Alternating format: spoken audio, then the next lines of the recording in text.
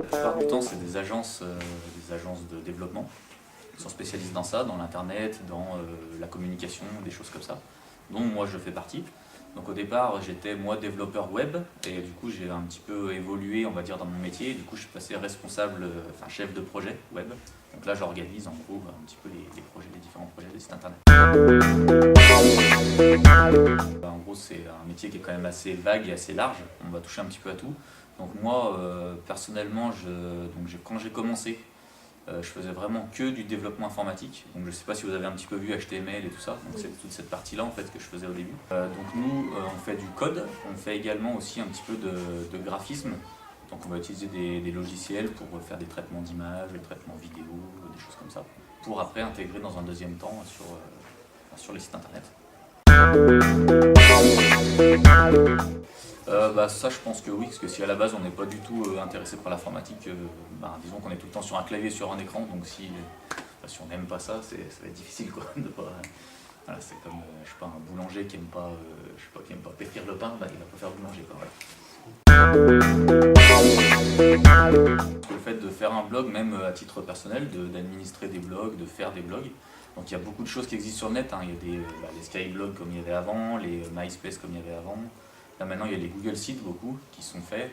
Il y a un site qui s'appelle aussi Wix qui permet de générer des sites de manière très simple en fait. On s'inscrit sur le site, on crée son compte, on crée son site et puis c'est parti en fait. Et donc après le fait d'administrer un blog ça donne déjà un petit aperçu on va dire de ce qu'est l'internet.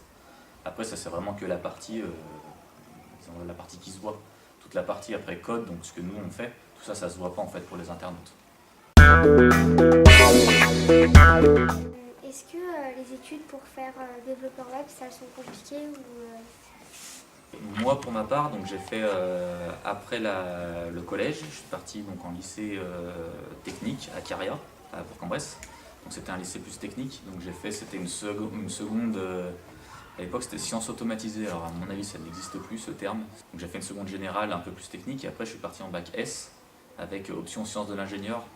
Après mon bac, donc j'ai eu mon bac S, après je suis parti en DUT informatique aussi à Bourg-en-Bresse. Et après mon DUT, donc le DUT c'est en 2 ans.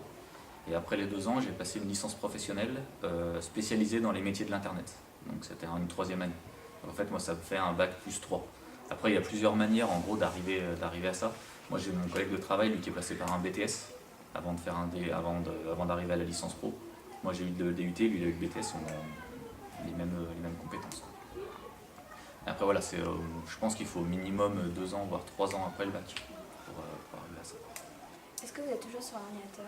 Je suis sur un clavier on va dire la plupart du temps quand je développe. Après on a aussi des tablettes, on fait sur des tablettes, on fait sur des téléphones. Parce qu'en fait tous les sites qu'on fait doivent s'adapter maintenant sur tous les supports. Parce qu'en fait la partie communication, on s'aperçoit que de plus en plus les gens consultent les sites internet depuis leur téléphone. Et du coup on doit s'adapter, en gros tous nos sites doivent fonctionner sur tous les supports. Donc on n'est pas que sur ordinateur on va dire. Et disons que tous les développements que je fais, moi c'est sur ordinateur. Après on vérifie sur le téléphone si ça marche bien, etc. Ouais, en fait c'est pas réellement un site spécial, c'est quand on pourra regarder tout à l'heure, c'est quand tu es sur un site internet. En fait si tu fais un clic droit avec ta souris, tu fais afficher le code source et là tu vois en fait tout le code qui est derrière en fait. Et là tu verras que la partie HTML, donc ce que vous avez un petit peu vu pour l'instant. Tu verras pas par contre la partie PHP, tout ce qui est interprété de l'autre côté on va dire. En fait tous les sites qu'on fait, on a un cahier des charges à la base. Donc après on suit le cahier des charges, on fait notre développement et à la fin on se laisse, ça dépend du volume en fait de toutes les fonctionnalités qu'il y a dans le site, mais on se laisse généralement 1 à 3 semaines de tests pour vraiment tout tester. Et quand on va faire des tests, on prend vraiment tous les cas d'usage, on va cliquer vraiment de partout, on se met à la place d'un internaute qui va visiter notre site en se donnant un objectif par exemple sur le site. On va faire des tests, comme je disais, sur les tablettes, sur les téléphones. On va tester sur les différents navigateurs, parce qu'il existe beaucoup de navigateurs web. Donc Internet Explorer, Mozilla, Chrome, Safari, enfin voilà, il y en a tout un tas. On va tester sur ordinateur, sur Windows, on va tester sur Mac, on va tester sur Linux. Donc ils sont tous des OS différents. Donc ça prend un petit peu de temps effectivement les tests. Parce qu'on se doit en gros de rendre quelque chose qui fonctionne sur tous les supports. On ne peut pas se permettre en gros d'avoir quelque chose qui ne fonctionne pas sur un type de support.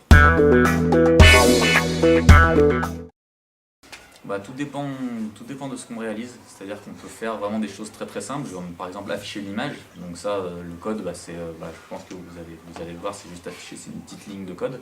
Après, si on a des choses beaucoup plus compliquées, par exemple de mettre en place une Google Map ou des choses comme ça, des galeries d'images ou des choses comme ça, là c'est du code qui peut devenir un petit peu plus complexe. Après, ça dépend vraiment de ce qu'on va faire.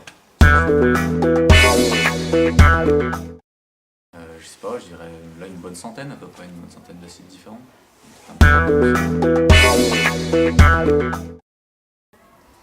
Oui, on travaille avec un. Donc pour lui, on lui a fait son site internet, on lui a fait un petit jeu aussi en HTML. C'est lui en fait ce qu'il fait, c'est il fait des jeux vidéo. Donc il nous avait demandé de réaliser un petit site un peu dynamique, un petit peu pour donner un petit peu envie de tester son jeu. Et du coup, donc on a fait un petit jeu sympa. Ça c'est pas trop moi qui va prendre cette décision, c'est plus Adeline qui est plus ergonome et elle en fait elle est là en tant que conseillère, donc elle va dire quand un client va nous proposer quelque chose, Adeline va analyser les choses et va dire ça c'est bien, ça c'est pas bien et on va plus ou moins faire les choses en fonction vraiment de la demande. Mais généralement non, le client a pas.